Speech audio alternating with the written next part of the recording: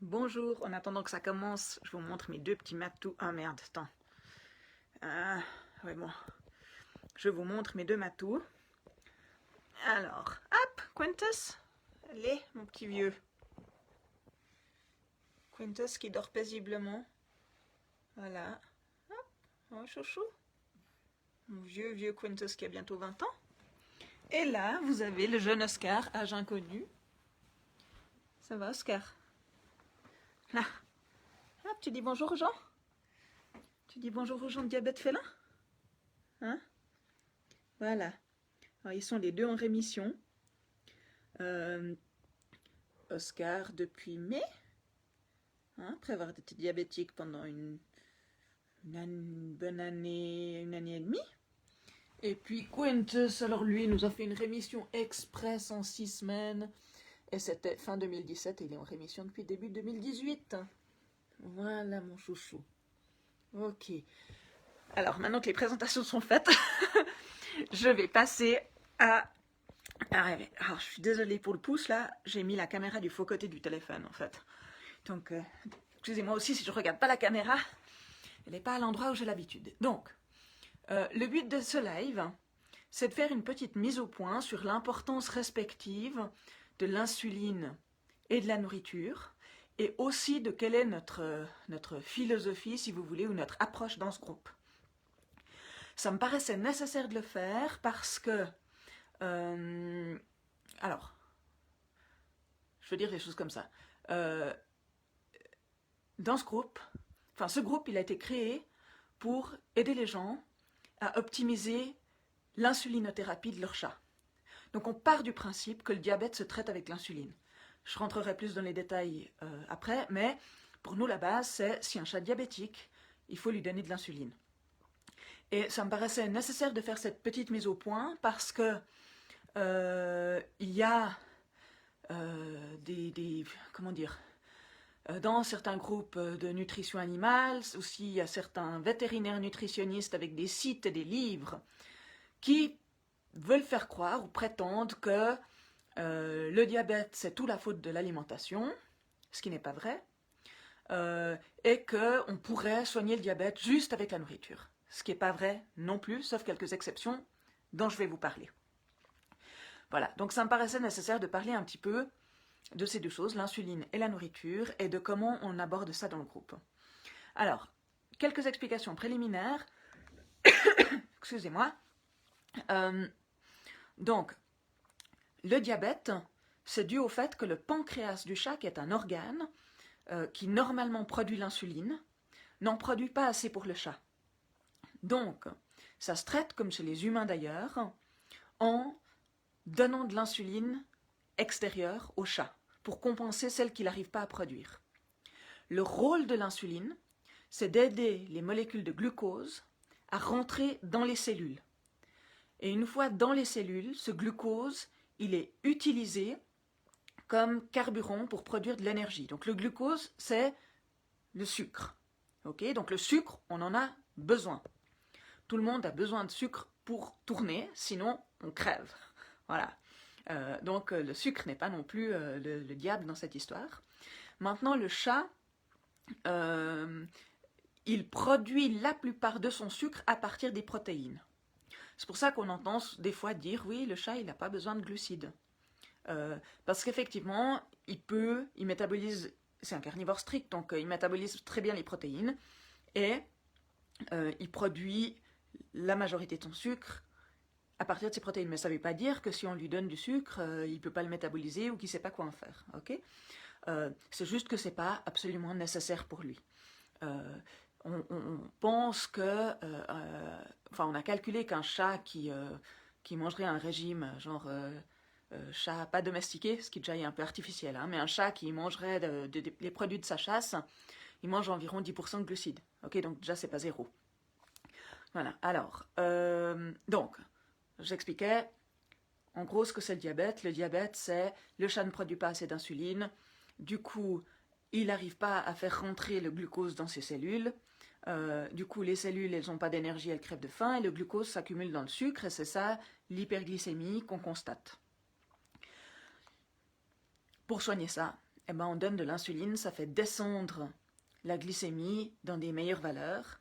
Et puis le gros avantage qu'a le chat sur l'humain, c'est que le chat, si on réussit à calmer en fait cette histoire d'hyperglycémie, donc si on arrive à ramener la glycémie dans des valeurs normales, eh ben, les cellules du pancréas qui normalement créent de l'insuline et qui n'arrivent pas à faire leur job pour raison XY, parfois elles arrivent à récupérer.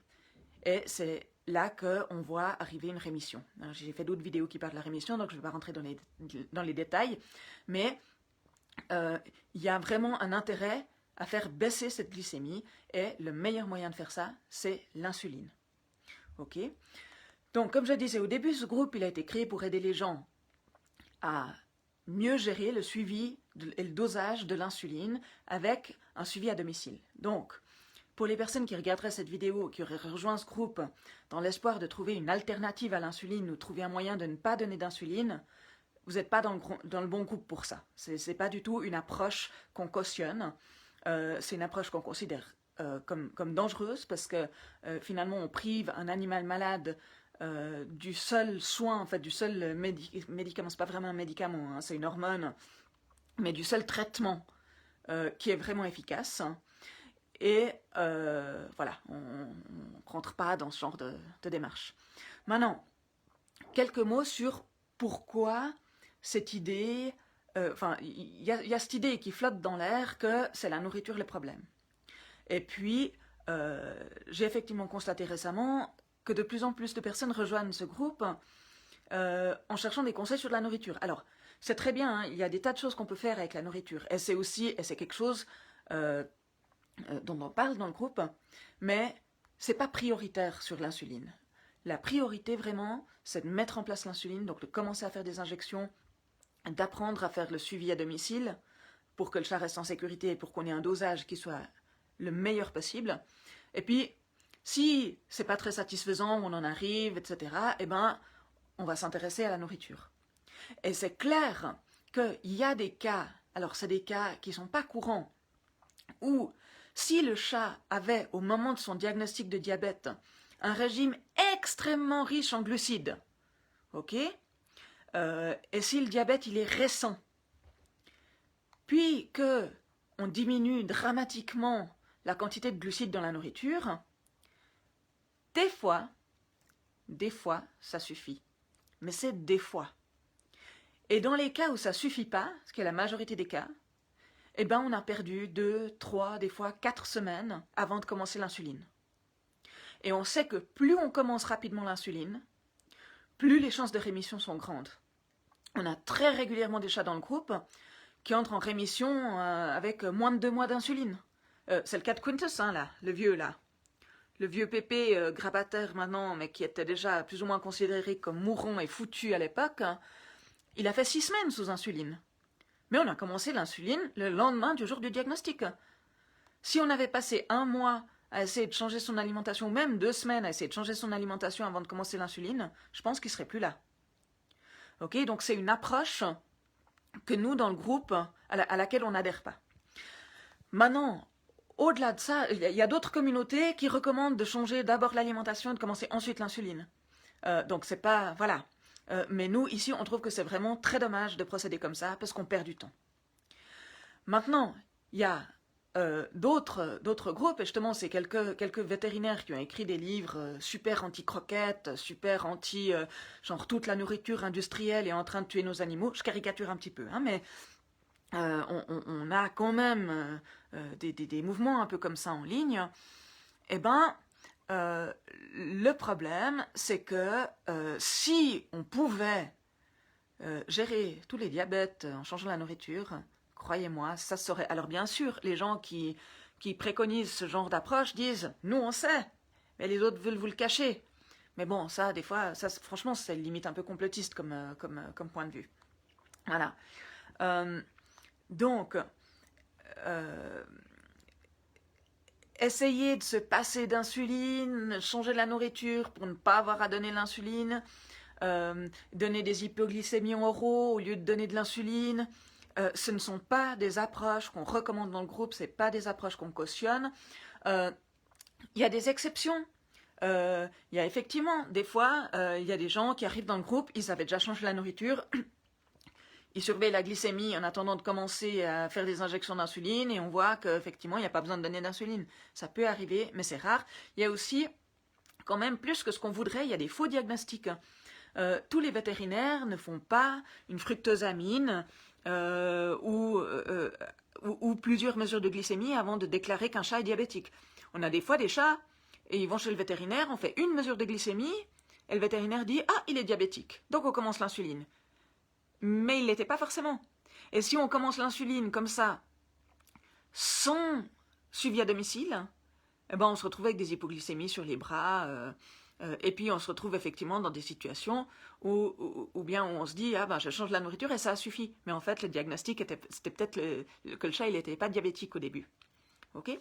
Donc, concrètement, où est-ce qu'on en arrive, à part sentir qu'il y a un petit coup de gueule là derrière, parce que c'est vrai que c'est un sujet qui revient régulièrement, et puis voilà, qui est des fois un petit peu frustrant pour nous, parce qu'on aimerait aider les gens au mieux, et on voit que à l'extérieur du groupe, il y a, pour ne pas le nommer, entre autres le groupe Alerte Croquettes Toxiques, là, qui est un groupe qui tient pas du tout la route au niveau alimentation et qui préconise des choses qui sont carrément dangereuses, comme justement, surtout ne pas donner d'insuline à un chat diabétique, etc. etc. Voilà, donc il y a... Donc on lutte des fois, il y a des fois un peu des luttes d'idéologie. Nous, on essaye d'avoir une approche qui est vraiment scientifique. Donc, les choses qu'on fait, elles sont vraiment basées sur des études cliniques, des vraies études cliniques, pas juste quelqu'un qui dit il y a une étude qui dit que, enfin voilà, on se base sur ce qui est le top de la pratique vétérinaire en matière de traitement du diabète, et puis c'est donner de l'insuline. Voilà, il y a ça. Alors, concrètement, ce que ça veut dire, c'est comme je l'ai dit au début de la vidéo, si ce que vous cherchez dans ce groupe, c'est une alternative à l'insuline, ou comment changer la nourriture pour ne pas avoir besoin de donner d'insuline, vous n'allez pas trouver ça ici. Ce que je demanderais aussi, c'est aux personnes qui sont dans ces cas exceptionnels où le changement d'alimentation a suffi. Ça arrive, il y a quand même des cas.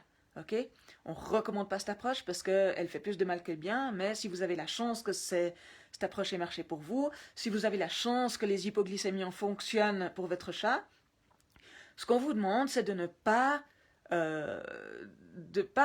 entre guillemets, promouvoir que ce serait une solution pour tout le monde. Ok, parce que c'est clair que ça crée beaucoup de confusion pour les personnes qui arrivent dans le groupe. Où on dit ok, il faut donner de l'insuline, contrôler la glycémie à la maison. Puis après, on a des gens de les commentaires qui viennent dire non, moi j'ai jamais donné d'insuline à mon chat et ça va très bien. Ou bien qui disent mon vétérinaire m'a dit qu'il fallait surtout pas contrôler la glycémie à domicile. Vous voyez, on essaie quand même d'avoir. Alors, on peut discuter, mais au niveau du conseil, on essaye d'avoir quand même des conseils un peu cohérents. Donc, si vous êtes dans une situation particulière puis qui va peut-être pas dans le sens de ce qu'on préconise habituellement dans le groupe et que vous comprenez pas pourquoi on recommande ceci ou cela, posez des questions.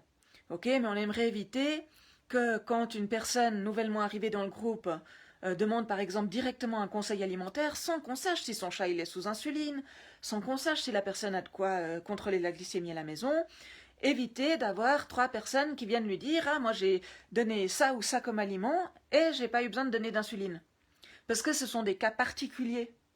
Et c'est pas une approche générale qu'on peut recommander à tout le monde. Voilà, je voulais faire quelque chose d'un peu structuré et puis je crois que j'ai pas vraiment réussi à faire quelque chose de structuré et clair. Mais voilà, j'espère que le message y passe quand même. Donc, dans ce groupe, vraiment, notre mission première, c'est d'accompagner les gens pour faire un bon suivi à domicile de la glycémie de leur chat, afin de pouvoir faire la meilleure insulinothérapie possible.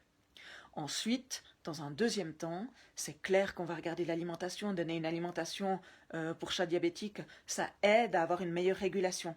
Mais l'alimentation, elle est là pour soutenir elle est là pour soutenir l'insulinothérapie. Elle n'est pas là pour la remplacer. Ok. Voilà. Voilà. Je crois que j'ai fait un peu le tour de la question. Ah ben oui, peut-être un addendum. C'est le même genre de philosophie par rapport au ce qu'on appelle les médecines alternatives, médecine douce, etc., etc. Dans ce groupe, on essaye d'avoir une approche scientifique, ok, et donc d'utiliser des médicaments, des méthodes et des traitements qui ont une efficacité démontrée, ou dans l'expérience du groupe et d'autres communautés comme la nôtre, on a de forts soupçons que ça fait quelque chose. Un exemple d'un truc qu'on recommande et qui n'est pas vraiment scientifiquement démontré, c'est l'utilisation de la vitamine B12 pour soigner la neuropathie. Okay. Moi, j'ai passé une journée entière à faire des fouilles dans les études scientifiques pour voir si je trouvais quelque chose pour justifier ce traitement. Et puis j'ai trouvé un truc en médecine humaine qui peut-être laissait imaginer que c'était peut-être pas complètement à côté de la plaque de faire ça. Ok. Mais alors on a pas mal de témoignages.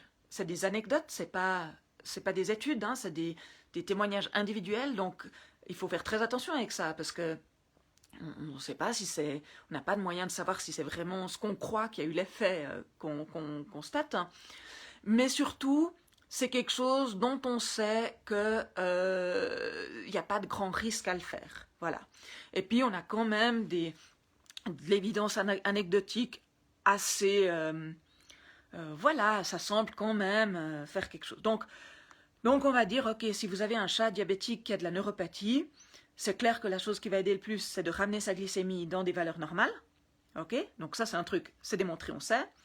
Et puis, il semblerait que donner de la B12, ça peut aider. Voilà, donc, voilà, c'est quelque chose qu'on peut faire. Maintenant, il y a d'autres choses, vraiment, où soit l'efficacité, elle n'a vraiment pas été démontrée, soit c'est où on n'est plus dans le registre scientifique. Okay. Donc on va éviter dans le groupe de discuter de traitements très alternatifs, je sais pas, enfin voilà, moi je prends l'exemple de l'homéopathie parce que c'est aussi un des trucs voilà,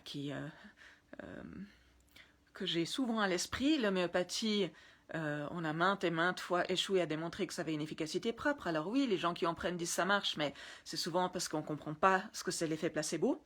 Ok, donc il y a un effet placebo qui est tout à fait réel et efficace, mais le granule en lui-même, en fait, il fait pas grand-chose.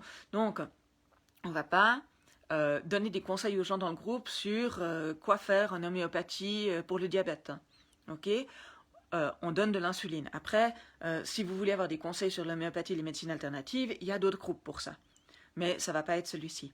Je dirais qu'il y a une exception dans ce groupe, c'est la phytothérapie, parce que voilà, ça c'est quand même quelque chose où enfin c'est pas du n'importe quoi. Et puis on a en plus la chance d'avoir quelques personnes dans le groupe qui s'y connaissent un peu, enfin plus qu'un peu.